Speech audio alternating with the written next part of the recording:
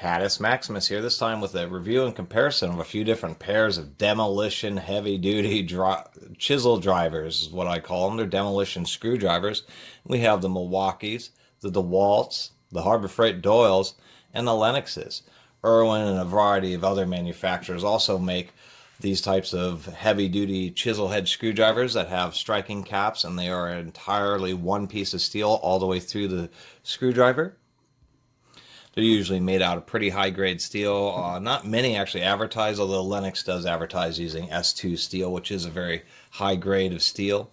And these types of screwdrivers really are meant for more heavy-duty types of applications where you're doing a lot of prying, and that's kind of what they're for. A lot of people use flatheads for various prying duties or minor chiseling duties, and so these are screwdrivers that are actually intended to be hit and are designed as such. They're also surprisingly all like $10 a set. These DeWalts were $11, but the rest of them were $10 for the pair, so $41 for what you're seeing here. What you might use a striking Phillips for, there might be a few situations where you would just use it as a spike, but really many times there'll be Phillips head bits that are a little bit rusty or have been painted over. And the nice thing is you can put the screwdriver in and just barely find the plus, find where it's going to seat, and then you go ahead and hit it with a hammer and drive it into the screw really hard, and then go ahead and break it loose, and that actually is quite an advantage. And these types of screwdrivers are all built pretty well. Let's take a closer look at just the handles of the Phillips ones. Now, as far as the more subtle differences, it will be in the handles, the cap, how they styled the cap, and then the specific geometry of the Phillips bits. The flathead bits, these are all 5/16 flatheads. The exceptions would be the Lenox and the DeWalt use a round shank, where the Doyle and the Milwaukee use hex shanks. On these hex shanks, you can use adjustable wrenches to help get additional leverage, and so I do appreciate that. I think these will all be pretty equivalent in quality, especially the thicker shanks flatheads. I could probably take a sledgehammer and drive these, full depth into a tree or various woods. These really are pretty heavy duty screwdrivers, and I really like them a lot just because of that. You get a lot of extra weight because of the full steel tang. No worries about handles wanting to crack or break off or spin just because it isn't a piece of steel pressed into the plastic. The plastic just is a wrapping around it. The DeWalts kind of would show a traditional style, which I'd assume would be in most of these, where they'd have a pretty heavy duty steel end cap and then the standard shank of the driver. If we do take a look at the caps, we can see that the Milwaukee is pretty thick and heavy duty. So is the DeWalt.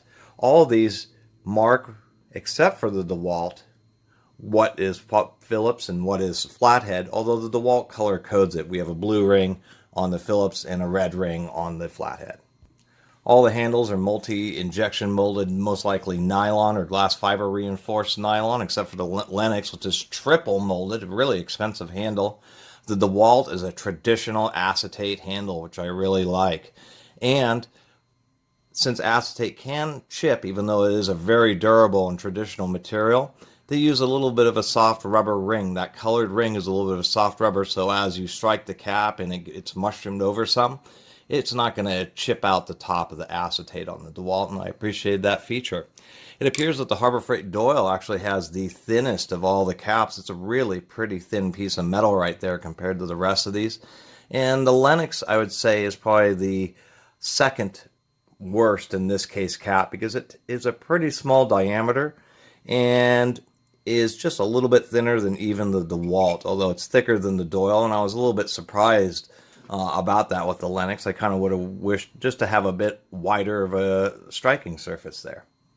Quick note about logos. The Doyle is it's molded into the plastic and has rubber over molding, so that will never wear out. DeWalt was smart and they embedded the sticker into the acetate. That isn't a silk screen, so that will never wear out.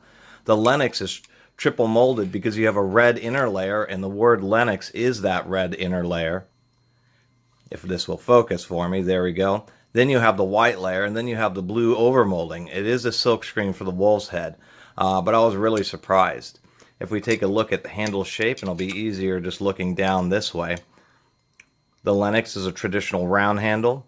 We have a hex shape handle for the Doyle, and it does have the plastic hard plastic right at the ridges, that may become uncomfortable, but it also does provide a pretty good purchase. Once again, the round handle on the Lenox, we have a tri-lobular on the Milwaukee, and then we have a 4-lobe or square type with the corners are actually cut out on the DeWalt.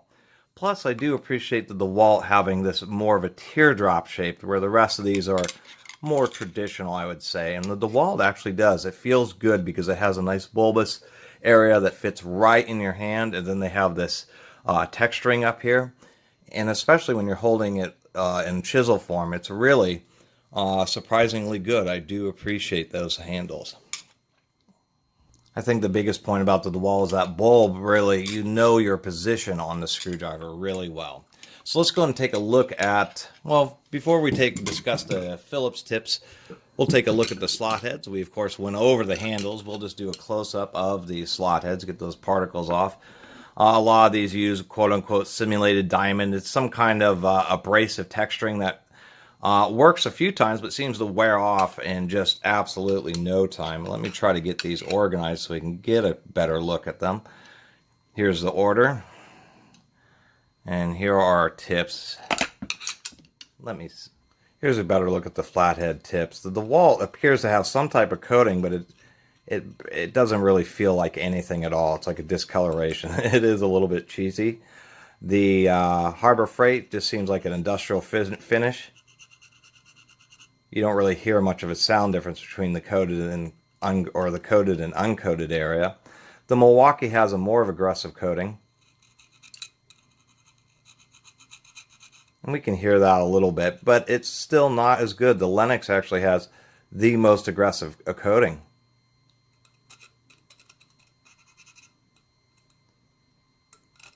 And even the pick gets caught on that. So I actually do appreciate that. Even though it will wear off in no time, the Lenox does appear to have the most aggressive coating. Now let's get into the Phillips. Now, people often talk about GIS, and I've been studying that, and it's actually a real specific geometry with Phillips type bits, or cruciform plus shaped bits. GIS bits would have a deeper groove, and it would be more of a 45-degree angle right here in the root of the Phillips, where a more traditional Phillips, such as this one I'm touching here, which would be the Doyle, you can almost see two little flats. That would be more of a traditional Phillips, and the wing doesn't have quite as much grab as it would, say, on this DeWalt here, which actually has a pretty, I'm trying to get just the right angle, which actually has a pretty deep groove. So it's like kind of a combination between a traditional and a JIS driver. And then the Lenox is also the same way, kind of a combination, but the wings are a little bit thicker, kind of like on modern impact bits, whether they're from Milwaukee, DeWalt, etc. Now on the Milwaukee screwdriver, we can see that these tips right here get pretty darn thin, and the same thing on the Doyle, and I'll show you why that's an issue. I'm going to do a quick close-up of each one of these. There's the Doyle. Come on. There's the Lenox. Here's the DeWalt. And here's the Milwaukee. The Milwaukee's really sharp. So when you have regular screws, such as trumpet head screws like this, or say Phillips socket screws like this, then pretty much any of these screwdrivers will fit because they have a nice deep pocket in them. And the Milwaukee's fit great. I can push that on there pretty good and it will stay on there. But it isn't perfect. It isn't perfect by a long shot. If I tap it on my finger, I can get the screw to pop off. And I did press on there pretty hard. The same thing with the Doyle. It seems to fit pretty good, but it isn't quite perfect because it's just too thin. If I press, the screw will stay on there, but if I tap it on my hand a little bit, it will fall off. If we do the same thing with the DeWalt, and I press it on with the same firmness, if we listen, you can hear it pop off. It's a much tighter fit. And the same thing would go for the Lenox, and because of its aggressive grit on there, it really holds on tight. I mean, that screw is not coming off of the screwdriver. And if we listen, you can really hear how tight that fits. That would be the same case with a trumpet head screw, just because you can get a nice deep fit, pretty much all these, but it would fit tighter on the Lenox and DeWalt than it would on the Milwaukee or the Doyle. And it appears that the Doyle is made by Milwaukee. Where it really starts to become an issue is I often work on electronics, and they love to really use these button head screws. The issue with the button head screw here is the fact that there just isn't as much space for them to make a very deep stamping for the Phillips. And screwdrivers that have sharp tips, such as the Milwaukee and the Doyle, really start to have an issue. If we put that in there, if we can get this to focus, you can just see all the play. And so that's just asking for the lobes of the screw to get stripped out and the very fine tip of this screwdriver to also get abused and stripped out. And it's really loose just because it can't fit very deep. And on many screwdrivers, I've just ground down the tip some to get a better fit on some of these electronic screws until I really started taking a closer look at the tips. And the same thing with the Doyle. It's going to be the same situation, really loose. I mean, there's no way the screw just barely will sit on there. As we start getting into the DeWalt and the Lenoxes, once again, they won't fit super tight, but they fit much better. We can just see that there's quite a bit less play, and it will more or less, the DeWalt's really smooth. It doesn't hold on the bits very well at all. And then, of course, the Lenox. I really do appreciate the shape of the Lenox. Let's see if it will. It will hold on to that bit lightly, but this screwdriver has very little play. And so that really starts, actually, if I really press it on there, I can almost get it jammed. That's really the difference. And that's probably the reason I would recommend the DeWalt and the Lenox over the Doyle or the Milwaukee, because they have a tip that's kind of cross between a GIS and a standard. And I think overall, for the variety of Phillips screws that people would work with, you're going to get more screws out more successfully with these than you will with these with their really sharp tips that are going to both strip out screws and strip themselves out more quickly. Otherwise, you'll just have to grind down the tips a little bit just to get them to seat a little more deeply. And I'm kind of glad I got all these, because I would have just assumed they were kind of all the same like the Milwaukee or the Doyles, when they're really not. I initially wasn't super fond of the DeWalt, but now I am much more fond of them. And I think the last thing that I should point out, and may be more obvious on these, if I stand them all up, let's see if we can't get, is that they're all slightly different lengths. The Milwaukee is the, if I can get them all lined up this way, we'll try it that way. And then we'll finish this long review.